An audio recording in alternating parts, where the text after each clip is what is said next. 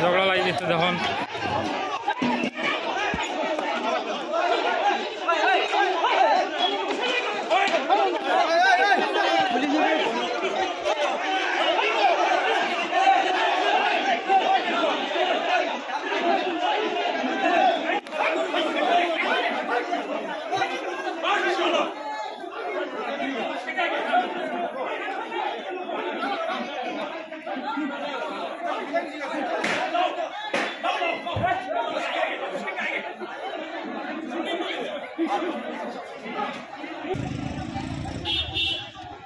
Viewers, এখানে আপনারা দেখতে পাচ্ছেন ঝগড়া লাগছে কিভাবে।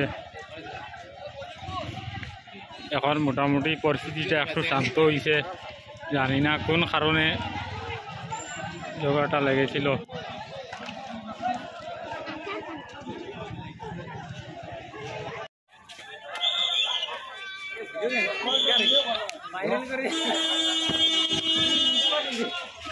ভিউয়ার্স দেখুন, আমি কইছি আপনার লাইন একদম ঠিক রাখো।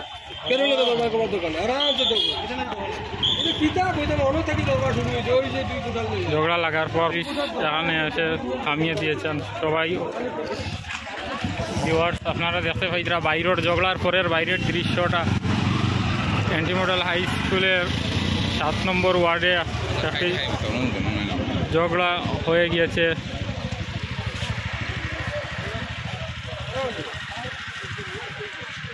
তারপরের দৃশ্যগুলি আপনারা সম্পূর্ণ দেখুন।